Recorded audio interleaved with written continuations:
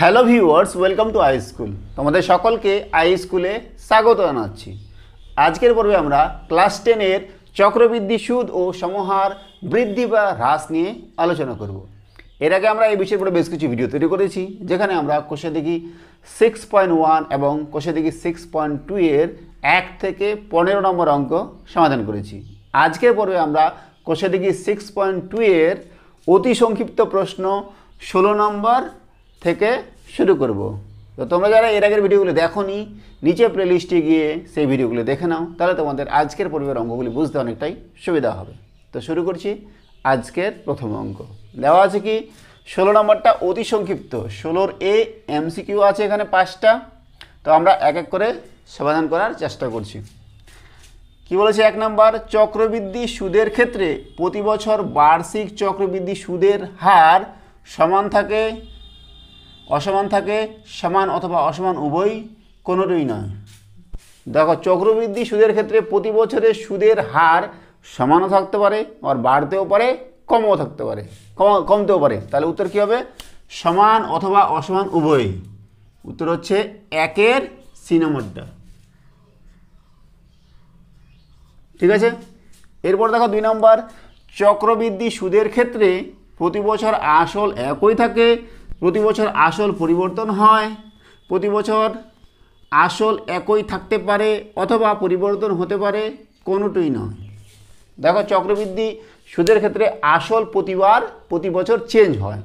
মনে করো যে 100 টাকার যদি সুদ 10 টাকা হয়, তো পরের বছরে সুদ আসল 10 টাকা সুদ এবং আসল হচ্ছে 100 টাকা, 110 টাকা হয়ে যাবে নতুন পরের বছরের আসল। ঠিক আছে। তো এখানে কি প্রতি বছর আসল পরিবর্তন হয়, বি নম্বরটা, 2-এর বি নম্বর। এবার দেখো 3 নম্বর কি বলেছে, যে একটি গ্রামের বর্তমান জনসংখ্যা পি এবং প্রতি বছর জনসংখ্যা বৃদ্ধির হার 2% হলে n বছর পরে জনসংখ্যা কত হবে? জনসংখ্যা বৃদ্ধির হার এখানে দেওয়া আছে 2r, আর প্রথমে জনসংখ্যা ছিল কি বর্তমানে পি, n বছর পরে জনসংখ্যা কত হবে? আমাদের সূত্র কি? সূত্র হচ্ছে n বছর পর জনসংখ্যা হচ্ছে p into 1 plus r by 100 তারপরে n, তাই না? কিন্তু দেখো এখানে বলেছে কি জনসংখ্যা পি তো পি আছেই, সময় n তো n আছেই, আর বৃদ্ধির হারটা দেওয়া আছে কি 2r। তাহলে r এর জায়গায় আমরা লিখবো আমরা 2r। তাহলে r এর জায়গায় যদি 2r লিখি তাহলে এটা হবে, আর 2 দিয়ে কাটাকাটি করছি 50। তাহলে P into 1 plus r by 50 তারপরে n। তাহলে কোনটা হচ্ছে বলো দেখি? P into 1 plus r by 50 তারপর n, বি নাম্বারটা। তাহলে 3-এর উত্তর হচ্ছে আমাদের বি নাম্বারটা। ঠিক আছে। এবার করছি আমরা 4 নম্বরটা। কী দেওয়া আছে, যে একটি মেশিনের বর্তমান মূল্য 2p টাকা এবং প্রতি বছর মেশিনটির দাম 2r% হ্রাস হলে 2n বছর পরে মেশিনটির দাম কত হবে? তো এখানে বর্তমান মূল্য দেওয়া আছে 2p টাকা এবং বলেছে কি মেশিনটির দাম হ্রাস পাচ্ছে প্রতি বছর 2r% এবং 2n বছরে তাদের মেশিনটির দাম কত হবে? ঠিক আছে।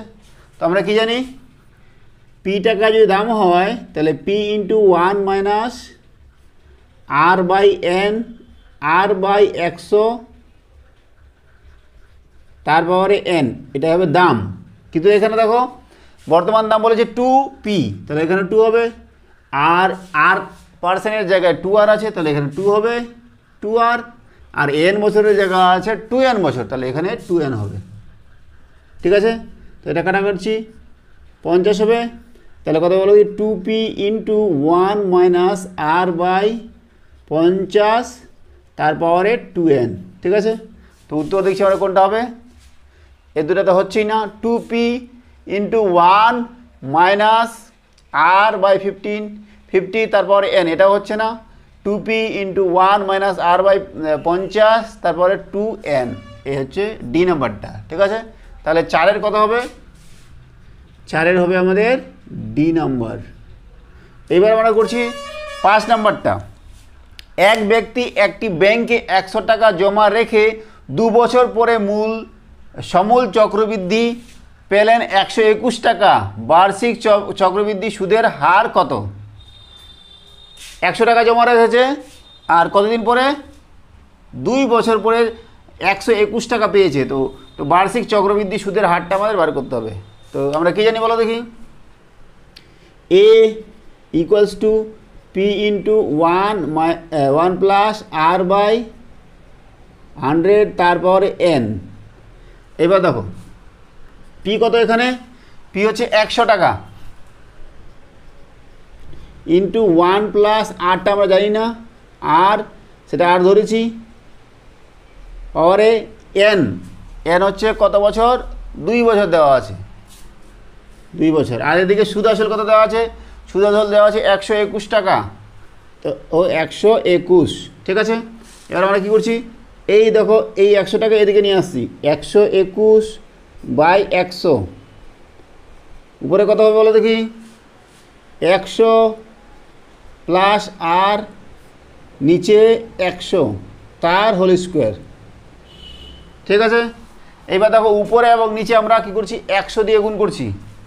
তো এটা হবে কত? 121 ইন্টু 100 বাই 100 ইন্টু 100 সমান সমান এদিকে যা আছে 100 প্লাস আর বাই 100 পাওয়ারে 2। এবার দেখো 121টাকে কী করে যায়? 11 ইন্টু 11। তো এখান থেকে এটা করছি। আচ্ছা, এই জিনিসটা আমরা এখানে লিখেছি 11 ইন্টু 11 ইন্টু, দেখো এদিকে 100 আছে, 100 টাকা করছি আমরা 10 ইন্টু 10, আর নিচে 100 ইন্টু 100, ঠিক আছে।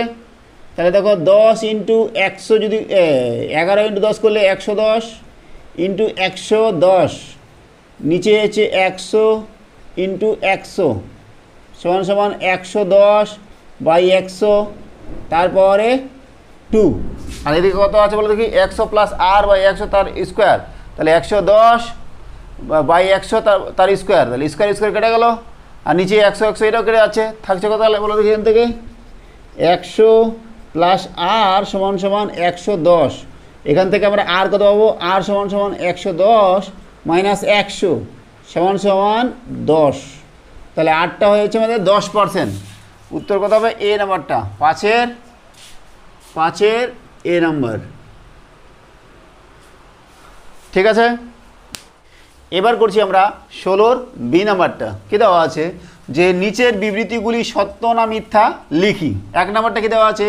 যে নির্দিষ্ট পরিমাণ টাকার বার্ষিক নির্দিষ্ট শতকরা হার সুদে নির্দিষ্ট সময়ের জন্য চক্রবৃদ্ধি সুদ সরল সুদের থেকে কম হবে। বলেছে কি যে সরল সুদের থেকে চক্রবৃদ্ধি সুদটা কম হবে। এটা কি সত্য? না, এটা মিথ্যা। চক্রবৃদ্ধি সুদ সবসময় সরল সুদের তুলনায় বেশি হবে। তাহলে এটা আমাদের কী হবে? 1 নম্বরটা মিথ্যা। এবার দেখো 2 নম্বরটা কী দেওয়া আছে? যে চক্রবৃদ্ধি সুদের ক্ষেত্রে নির্দিষ্ট সময় অন্তর সুদ আসলের সঙ্গে যোগ হয়, সেই কারণে আসলের পরিমাণ ক্রমাগত বাড়তে থাকে। চক্রবৃদ্ধির ক্ষেত্রে কি হয়? আসলের পরিমাণটা বাড়ে, কারণ যে নির্দিষ্ট সময় পর পর বা 1 বছর পর পর সুদ এবং আসল যোগ হয়ে সুদ আসলটা হয়ে যায়, আসলের পরিমাণটা বেড়ে যায়, যার কারণে এটা হয়, ঠিক আছে। তো আমরা কি করছি? এটা হচ্ছে আমাদের সত্য, ঠিক। এবার বলেছে সি নাম্বার, শূন্য স্থান পূরণ করি। নির্দিষ্ট পরিমাণ টাকার বার্ষিক নির্দিষ্ট শতকরা হার সুদে 1 বছরে চক্রবৃদ্ধি সুদের পরিমাণ এবং সরল সুদের পরিমাণ সমান। 1 বছরে বলেছে, 1 বছরে চক্রবৃদ্ধি সুদ আর সরল সুদ সমান হবে।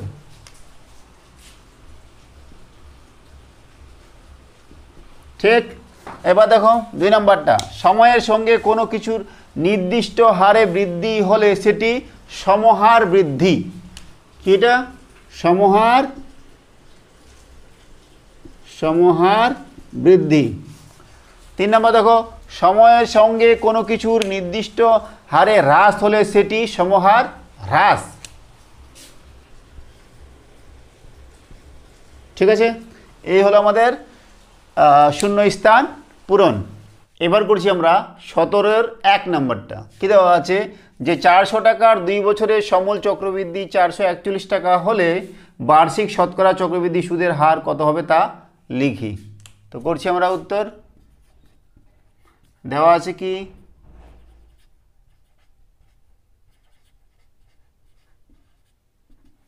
আসল সমান সমান, যেটাকে আমরা পি ধরি, 400 টাকা। আর কি দেওয়া আছে সময়, সময় যেটাকে আমরা এন ধরি সমান সমান 2 বছর। মনে করি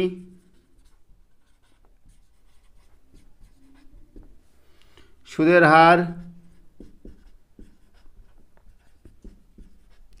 সমান সমান R%। তাহলে 400 টাকার 2 বছরে সুদ আসল, কি জানি সুদ আসলের সূত্র, A = P × 1 + R/100, তারপরে n। এখানে P কত, P হচ্ছে 400 × 1 + R আমরা জানি না, আর n কত, n হচ্ছে আমাদের 2। ঠিক আছে, এটা হচ্ছে সুদ আসল। আর সুদ আসল দেওয়া আছে কত, 441। তো শর্তানুসারে করছি আমরা।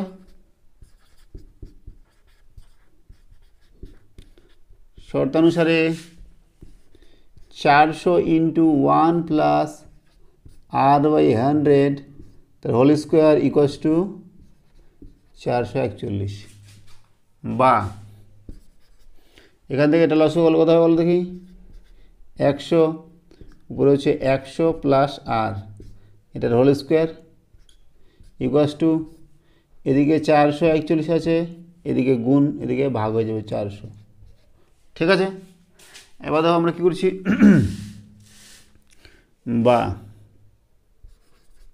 এই 100 টাকা এদিকে নিয়ে যাব, 100 + R তার হোল স্কোয়ার সমান সমান, দেখো এরা এই 100টা নিচে আসে, এটা উপরে যাবে, 41 এই 441 × 100 × 100, নিচে 400। 100 × 100 কেন হলো, কারণ যে 100-র স্কোয়ার আছে এদিকে, তার কারণে এটা নিচে ছিল, এটা উপরে হয়ে গেল। ঠিক আছে, এবার আমরা কি করছি, 2টা শূন্য কাটলাম। এবার কি হবে, 4 দিয়ে কাটাকাটি করব, কত হবে, 25 × 4 = 100, তাই না? তো এদিকে কত হচ্ছে বলো দেখি, 441 × 25। 441 টাকা কী লেখা যায়, লেখা যায় 21 × 21, লিখছি 21 × 21 মানে 441, আর 25 টাকা লিখবো 5 × 5, আর নিচে দেখো কিচ্ছু নেই, তাহলে এটা 21 আর 5 গুণ করলে কত হচ্ছে, 5 × 5, 5 × 10, 105 × 105। আর এদিকে কী ছিল, 100 + R তার হোল স্কোয়ার, তাহলে 100 প্লাস, এদিকে কী হচ্ছে, বা 100 + R তার হোল স্কোয়ার সমান সমান 105 তার হোল স্কোয়ার, তাই না? তো এখান থেকে আমরা কী পাচ্ছি, 100 + R সমান সমান 105, বা R সমান সমান 105 - 100 = 5। তাহলে Rটা হচ্ছে 5%। তো আমরা উত্তর লিখে দেবো। অতএব সবার নিচে লিখবে তোমরা, অতএব চক্রবৃদ্ধি সুদের হার সমান সমান 5%। এই হলো আমাদের 1 নম্বরটা। এবার করছি আমরা 17-র 2 নম্বরটা। কী দেওয়া আছে, যে বার্ষিক নির্দিষ্ট শতকরা চক্রবৃদ্ধি হার সুদে কিছু টাকা n বছরে দ্বিগুণ হলে কত বছরে 4 গুণ হবে তা লিখি। তো আমরা মনে করছি কি, মনে করি আসল সমান সমান P টাকা, সুদের হার সমান সমান r%। ঠিক আছে, বলেছে যে n বছরে দ্বিগুণ হয়, n বছরে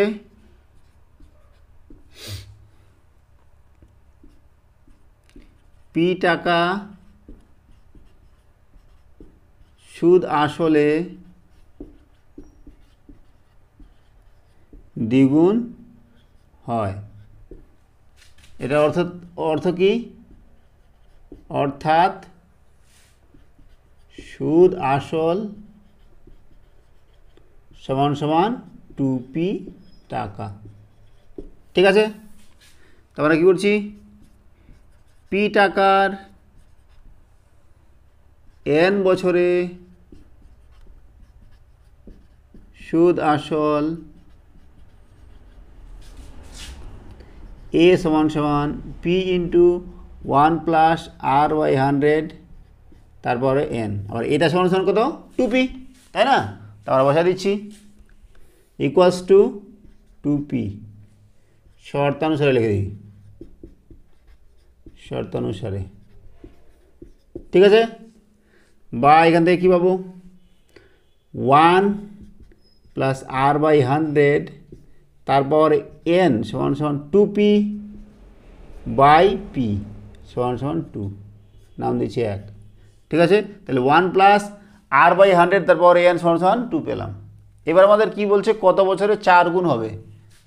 তো আমরা ধরি m বছরে p টাকার সুদ আসল 4 গুণ হবে, অর্থাৎ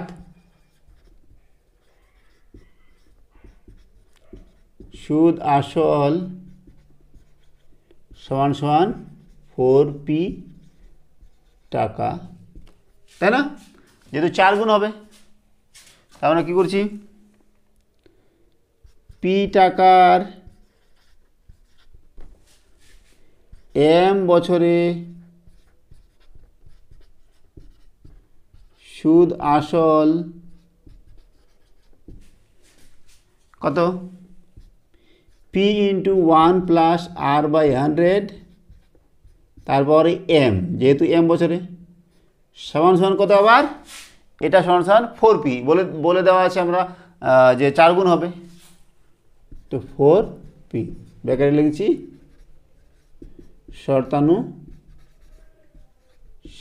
ঠিক আছে, বা দেখো 1 প্লাস r/100, তারপরে m সমান সমান 4p বাই p সমান সমান কত হচ্ছে বলো দেখি? 4। এবার দেখো 1 প্লাস r/100 তারপরে n সমান সমান 2 ছিল, তো এটা 4টাকে আমরা কী করতে পারি? 4টাকে লিখতে পারি 2 স্কোয়ার। এবার 2 এর জায়গায় আমরা এটা লিখব, তাহলে লিখছি এটা সমান সমান 1 প্লাস r/100 তারপরে n, আর দেখো উপরে এটার স্কোয়ার আছে, তার মানে কত হয়ে যাবে বলো দেখি? এটার আবার স্কোয়ার হয়ে যাবে, তার মানে আমাদের 1 প্লাস r/100 তারপরে 2n হবে। ঠিক আছে, তো দেখো এদিকে ছিল 1 প্লাস r/100 তারপরে m, তাহলে এখান থেকে দেখো এটা সমান, আর এখানে পাওয়ারে m, এখানে n, তাহলে m সমান সমান 2n। তাহলে উত্তর লিখব যে কত বছরে 4 গুণ হবে? অতএব 2n বছরে সুদ আসল 4 গুণ হবে। ঠিক আছে, তো এ হচ্ছে আমাদের 2 নম্বরের সমাধান। এবার করছি আমরা 3 নম্বরটা। দেওয়া আছে কি যে বার্ষিক 5% চক্রবৃদ্ধি হার সুদে কিছু টাকার 2 বছরের চক্রবৃদ্ধি সুদ 615 টাকা হলে আসল নির্ণয় করি। বলেছে আসল আমাদের বার করতে হবে, যেখানে সুদ দেওয়া আছে 615 টাকা আর সময় হচ্ছে 2 বছর, চক্রবৃদ্ধি সুদের হার 5%। তো করছি আমরা মনে করি আসল সমান সমান পি টাকা, আর সময় কী দেওয়া আছে, সমান সমান 2 বছর, আর চক্রবৃদ্ধি সুদের হার কত দেওয়া আছে বলো দেখি, 5%। তাহলে কী করছি আমরা, পি টাকার 2 বছরে চক্রবৃদ্ধি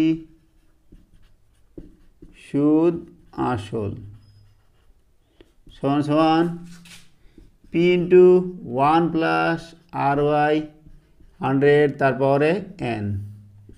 পি আমাদের জানি না, 1 প্লাস আর কত 5%, আর এন হচ্ছে আমাদের 20 পি ইন্টু নিচে 20 আর 21, তাহলে স্কয়ার। এটা হচ্ছে কি সুদ আসল, আর সুদ বার করবো তাহলে, অতএব চক্রবৃদ্ধি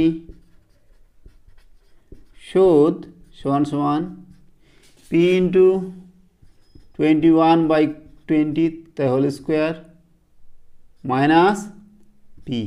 এটা কি চক্রবৃদ্ধি সুদ, আবার চক্রবৃদ্ধি সুদ দেওয়া আছে 615 টাকা, তো লিখে দিচ্ছি এখানে ইকুয়ালস টু 615 টাকা, শর্তানুসারে লিখে দিচ্ছি। ঠিক আছে না, এখান থেকে আমরা কী করছি, পিটা কমন নিচ্ছি, পি কমন নিলে 20 স্কোয়ার মানে কত হবে, 20 স্কোয়ার হচ্ছে আমাদের 20 ইন্টু 20 মানে 400, আর 21 ইন্টু 21 মানে 441 মাইনাস 1 সমান সমান 615, বা পি এখান থেকে কত হচ্ছে বলো দেখি, নিচে 400 উপরে 441 মাইনাস 400 ইকুয়ালস টু 615, বা পি ইন্টু উপরে কত 41/400 সমান সমান 615। এখান থেকে পি কত পাবো 615, নিচে হবে 41, উপরে হবে 400, 41 একে 41 থাকছে কত 20, 205, 41 5 হচ্ছে 205, তাহলে 15, 15 6 60 0 এত, তাহলে পি কত হয়ে যাচ্ছে 6000। অতএব নির্ণয় আসল সমান সমান 6000 টাকা। এই হচ্ছে আমাদের 3 নম্বরের সমাধান।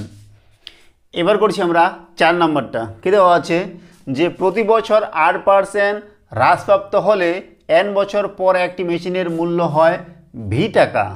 n বছর পূর্বে মেশিনটির মূল্য কত ছিল সেটা আমাদের নির্ণয় করতে হবে। মেশিনটির মূল্য আমরা মনে করব যে n বছর পূর্বে পি টাকা ছিল, আর প্রতি বছর 8% হারে তার মূল্য হ্রাস পাচ্ছে, n বছর পরে তার মূল্য কত হবে যেটা আমাদের দেওয়া আছে ভি টাকা।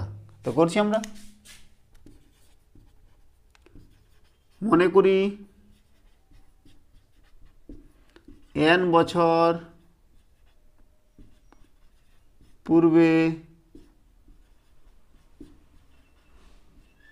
মেশিনটির মূল্য ছিল পি টাকা, তাই না? প্রতি বছর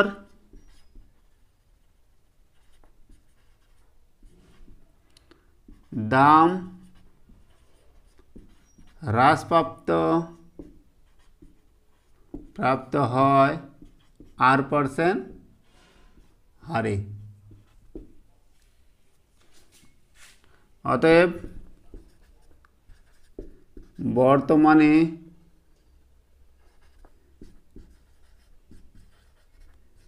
মেশিনটির মূল্য সমান সমান কত হবে বলো দেখি।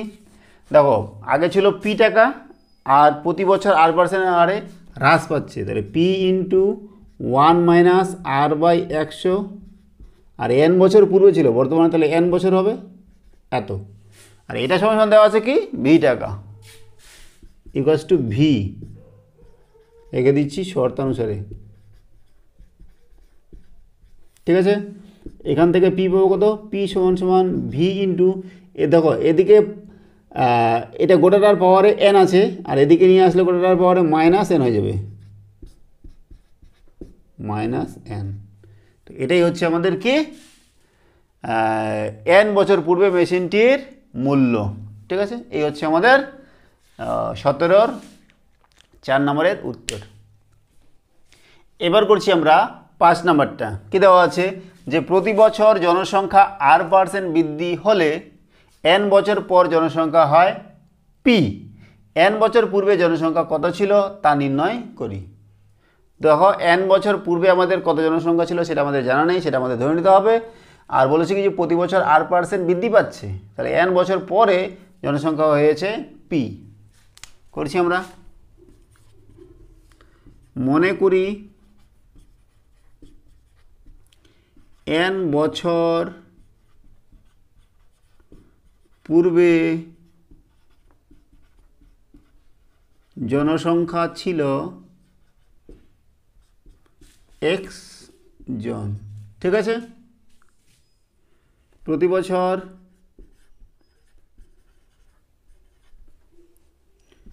জনসংখ্যা বৃদ্ধির হার সমান সমান R%, সময় সমান সমান n বছর। অতএব বর্তমানে জনসংখ্যা কত হবে x ইন্টু 1 প্লাস R/100 তারপরে n, আর এটা সমান সমান দেওয়া আছে কি পি শর্তানুসারে, ঠিক আছে।